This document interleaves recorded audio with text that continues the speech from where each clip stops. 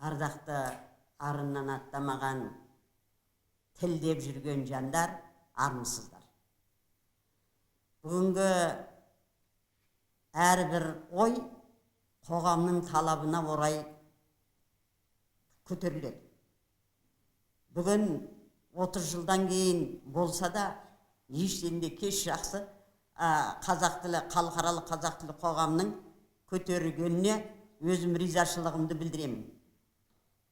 Мен өз басым мақтанғаным емес, тура 87 жылдан бері қарай маңырап жүргенім, бозторғайша шырылдағаным, осы шырылдап келе жатқаным.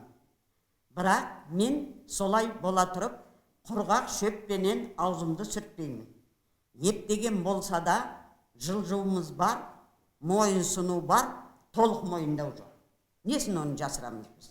Толық мойындамай тұрғаны ешкімде емес, бәрі біздің қоғам, ел, қоғамға күйе жақпаймын, бәрін білдіріп жатқан жоғарғы жақ басшылар.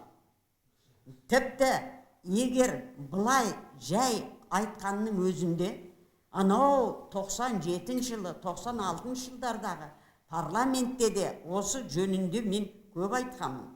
Марқұм Фариза Оңғарсызова да айтқан. Неге тілдер заңы жаным? Неге Әзірбайжанның тілін Қазақстан еш уақытта көтере алмайды? Тек тіл заңы болу керек. Ол тіл заңы қазақ мемлекетінің тілі. Топырақтың иесі де, киесі де қазақ болғаннан кейін ол қазақтың жаны болып тұрған тілі, сол тілі жөнінде ғана заң болу керек. Өзге тілге еш уақытта ешкімнің қиянаттығы түспейді, қиянаттық жасамайды. Әркім өзінің тілін қолдануға еркіндік те, теңдік те берген. Тіпті достық үйінде әрбір ұлттың өкілі өзінің ана тілінде оқиды, әдетін, ғұрпын, салтын сақтайды, биін билейді, әнін шырқайды, оқуын оқиды. Оны менің елім қаржыландырады. Енді баяғыда Тобықты менен Мамайдың ақыны айтысқан екен. Сонда Тобықтының ақыны айтқан екен. Бұл ел берді Мамайды, бұл ел берді Абайды, бұл елді Құдайдан сұрамасаң, одан басқаның бәрін берді деген екен. Сонда әуезіп, бәле, Тобықты жеңді деген екен. Сонда осы күнде біз Қазақстандағы тұратын қаншама ұлттың өкіліне қамқорлықта жасап, біреуінің кеудесінен нетеңіріп маңдайынан шерткен адам жоқ. Бірақ солай бола тұрса да, жалтақтап өзгенің көңіліне қараймыз. Бауырларым кісі бетін аяған, өз беті шиқандай болады. Мен бұдан ешқандай саясатта ішінен тұрғызудың керек жоқ. Бірақ қазақтың мемлекеті болғаннан кейін осы мемлекеттің тілі өзінің тұғырына қона білу керек. Баяғыда, біреу кімнің Конфуцияның шәкірттері Конфуцияға сұрақ қойған екен. Сіз ел басқаратын болсаңыз, неден бастар едіңіз дейді. Конфуция ойланбай, толғанбай-ақ келіп айтады, мен егер мемлекет басқаратын болсам, алдымен мен тілден бастар едім. Өйткені тілі бұзылған елдің өзі де бұзылады. Сондықтан біз тілді жүйеге келтіріп, содан кейін барып басқа тірлік жасайын деген ғой. Ал енді сіз шет елдерді қараңызшы. Шет елдің әрқайсысы да ең бірінші қадамын осы тілінен бастайды. Бірақ дәл біздегі тілдік проблема ешбір елде жоқ. Тек Қазақстанда ғана. А неге? Оның біз өзіміз немқұрайды қарағандығымыздан. Біз тілдің, ұлттың жаны, рухының үні, ең құнды дүниесінің алтын қоймасы, қатынас құралы, тілсіз күн жоқ, бәрі өзгереді, бәрі құбылады. Бірақ тіл ғана атам заманнан бер қарай өзінің қалпын сақтап келе жатқан осы тіл. Тіл қазақтың ана әдебиетінде, мәдениетінде, салтында, дәстүрінде, тарихында сабақтастырып жеткізіп, осы уақытқа ұрпағына жеткізген сол тіл арқылы. Біздің өзімізде құбылып тұрсақ та, бірақ тіл еш уақытта құбылмайды. Сол қоғамменен бірге дамиды, бірге өседі, бірге өнеді. Еш уақытта басқа жоғалып кетсе де, темір тозады, адам өмірден озады, менің құмы қалып тас болады, бірақ ары қарай бәрін жеткізетін көмейдегі сөзбенен таңдайдағы тіл ғана. Ал енді бүгін егер сенің өзіңнің перзентің қыздарымыз ана деген сөзге тілі келмесе, ана болып жарыта ма қыз бала? Сүйем деген сөзге тілі келмеген сүйіктің болып жарыта ма ұл балам? Біздің ең жаман әдетіміз, бауырларым, көңілдеріңізге келмесін, табанымыздың бірі жоқ па? Бастаймыз, бірақ оны дәл өзінің тұғырына қондырып жеткізе алмай тоқтаймыз. Осы жаман. Мен назыретінде айтамын.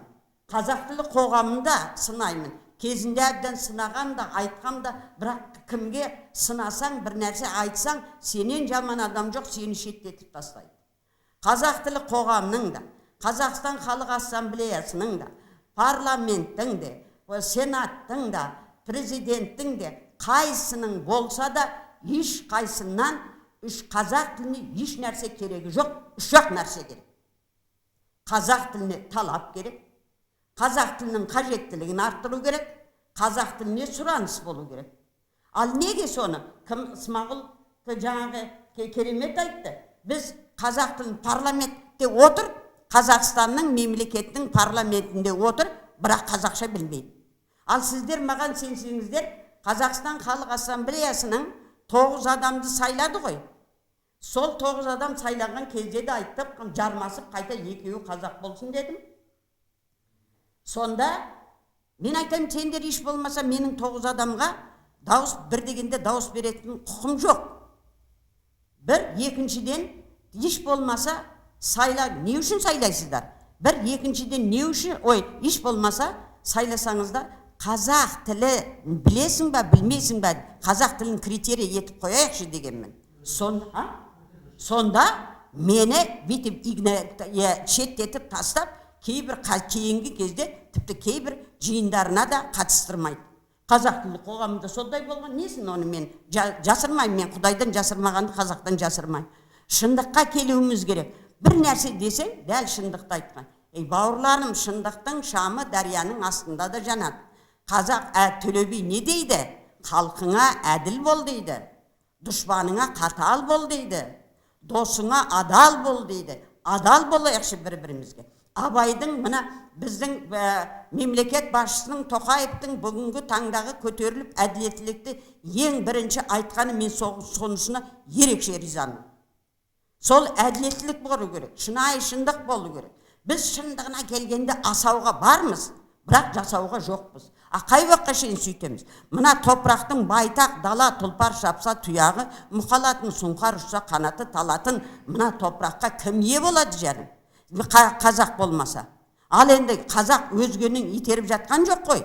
Мені мысалы 44 жылы жер аударған кезде сол қазақтың жарымай тұрса да жарып бауырына басты ғой. Мейірімділік, қайырымдылық көрсетті ғой. Қазақтың бойындағы адами асыл қасиетіне, мейірім, қайырымына қашан қайтарымыз болады? Неге қайтарым жасамаймыз өзге? Маған салсаңыздар, ассамблеяны елбасының құрғаны о бастағы дұрыс. Қойған алдына негізгі мақсаты қазақтың төңірегіне топтастыру, өзге ұлттың өкіліне де еркіндік, теңдік, мына елде тұрмын, мен еркін, осы елдің азаматымын деген деп сондай мақсатта. Ол жоқ, ассамблея өзінше билеп кетті. Ал неге біз ашығын айтпаймыз жаным? Ашық айтайық. Ашық өтірік айтып күлдіргенше шындықты айтып жылатайық. Жылататын ешкім жоқ, ешкімнің кеудесіне итеріп жатқан да адам жоқ. Сондықтан тілдің қадірін білуіміз керек. Тіл деген нәрсе, ол еш нәрсемен салыстыруға келмейтін. Ол дұрыс қатынас құрал. Ал тілің болмаса сен өзге елмен қалай сөйлесесің? Не дейсің? Неңді айтасың сен? Сондықтан бұның алар орнының керемет екендігін кеште болса көтеріп жатқандарыңызды өте орынды, жақсы қолдаймын. Бірақ егер біздің сөзімізбенен ісіміз сай келмей тұр, сөзбен істі сай, әйтпесе заңды да айтамын. Сол баяғдан айтқам. Неге біз ата заңда жазамыз? 7-ші бапты 1-ші тармағы қазақ тілі мемлекеттік тіл дейміз. Ал енді екіншісін орыс тілі, біресе халықаралық тіл дейміз, біресе ресми тіл дейміз. Мақұл, не десең ол де. Үшінші өзге ұлттың тілін дамытамыз дейміз. Неге бірінші бапты тастаймыз ба? Тармақты. Екінші мен үшіншіні орындаймыз, біріншіні орындамаймыз. Не сонда? Егер бірнеше тіл қатар жүретін болса, негізгі мемлекеттің тілі аналардың көлеңкесінде қалып кетеді. Дәл бүгінгі таңда қазақтың тілі өзге ұлттың тілінің көлеңкесінде қалып отыр. Міне содан да осындай кемдік тартып сөйтіп отырмыз. Ал енді ол дені түзу қазақтың тілінің шырайлығын, қазақтың тілінің әуезділігін, қазақтың тілінің маңыздылығын түсіне ұға білген адам, одан сусындаған адам ондай жасамаған болады. Қайсы сусындаған, солардың бір кеудесінде жаны бардың бәрі осы тілдеп жатқандарына еш дауда дамайда жоқ. Қазіргі таңда енді шүкіршілік жасаймыз өзге ұлттың өкілдерінен тілге. Маған тіпті баяғыда Тоғжанов ассамблеяны басқарып жүргенде бір кәреске қазақша сөйлетіп, кәрістер өстіп жатыр. Барлығы. Мен айтам, кәрістің бәрі сөйлеседі, маған көк тиынға керек жоқ. Маған елімдегі тұрған кәріс керек. Кореядағы бір кәрістің сөйлегені маған не керек оны? Мына елімдегі кәресің болсын, қазағың болсын, орысың болсын, кім болса ол болсын сөйлес. Бірақ оны да айтайық жаным. Алдыменен біз өзіміз құлықты болуымыз керек. Өзіміз сөйлеуіміз керек. Сені біреу қой деп айта ма? Мен қазақша сөйлеймін, ал қой деп айтсыншы, мен көрейін сондағы нелердің. Бетін тырнамасан да, бірақ көзін шығармасан да бетін тырнаймын.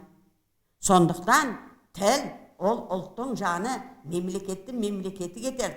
Ұлттың белгісі. Менің қазағым бәріне де ұқсайды. Якутқа да ұқсайды, Корейске де ұқсайды, Қытайға да ұқсайды, Моңғолға да ұқсайды. Оны көрсең біреу моңғол дейді, біреу дейді.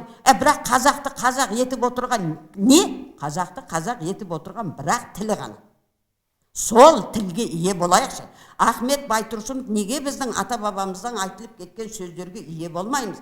Баяғыда Ахмет Байтұрсынов айтқан байтақ жерде, бай тілде қазақтығы болады. Қазағым қайда қарап тұр сонда, неге осыған ие болмай отыр деймін мен. Сөйтем де мен айтамын, тұтас болсын байтақ қазақ даласы, аман болсын әрбір қазақ баласы, тыныш болсын өмір сүрген заманы, құтты болсын, сәтті болсын, әрбір басқан қадамдары құтты болсын.